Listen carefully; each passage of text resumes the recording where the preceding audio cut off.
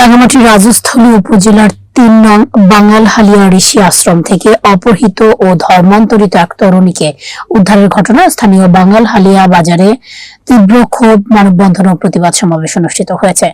রাজস্থলী উপজেলার হেফাজত ইসলাম ও সর্বস্তরের জনসাধারণের উদ্যোগে কঠোর নিরাপত্তার মধ্য দিয়ে এই প্রতিবাদ কর্মসূচি পালন করা হয়। তরুণীকে ইসলাম ধর্ম গ্রহণের পর আশ্রমে আটকে রাখার অভিযোগকে কেন্দ্র করেই ক্ষোভের সৃষ্টি হয়। শনিবার সকাল 11টায় বাজার প্রাঙ্গণে প্রতিবাদ সমাবেশ অনুষ্ঠিত হয়।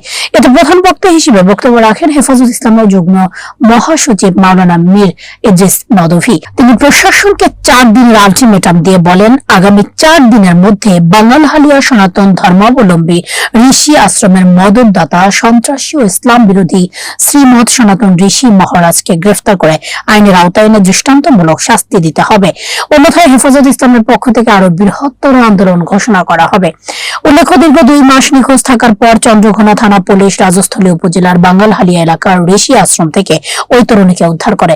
উদ্ধারের পর তাকে আদালতে হাজির করা হয়। এই ঘটনাটি নিয়ে সামাজিক যোগাযোগ মাধ্যম ও বিভিন্ন সংবাদ মাধ্যমে ব্যাপক আলোড়ন সৃষ্টি হয়েছে।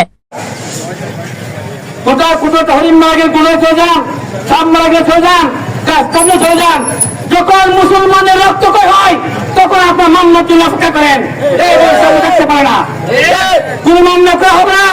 আপনাদেরকে সকল জায়গায় মামলা করে এই বিচার চিনতে হবে, না হয় আমরা জাতীয়ভাবে হিসেবে কর্মসূচি করলাম। ওই জন্য আমি প্রশাসনকে বলবো, অনতি বিলম্বে এদের বিচার চিহ্নেন এবং এই বিশ্বাশ্রমের নামে এস্কনি ঘাঁটি, এস্কনি আইনাগর বন্ধ করুন, অন্যথায় আমাদেরকেও হাত পায়ে করতে বাধ্য করবেন না। এই বলে আগামী দিনে যারা আজকে সাথে ছিলেন সবাইকে সহায়তা করার জন্য আহ্বান জানিয়ে এবং দেশের শান্তি শৃঙ্খলা, সংখ্যালঘু এবং সংখ্যাগুরু সমন্বয় দিয়ে সহাবস্থানকে রক্ষা করার জন্য এদেশের আইনি বিষয়টি সম্মান রাখিয়ে এদেশের ধর্মীয় নিরাপত্তা এবং তাকে যদি আইনানুগ ব্যবস্থা আনে তার বিরুদ্ধে আপনারা আলটিমেটাম আগামী সপ্তাহ পর্যন্ত, এরপর আপনারা বৃহত্তর কর্মসূচি পালন করবেন।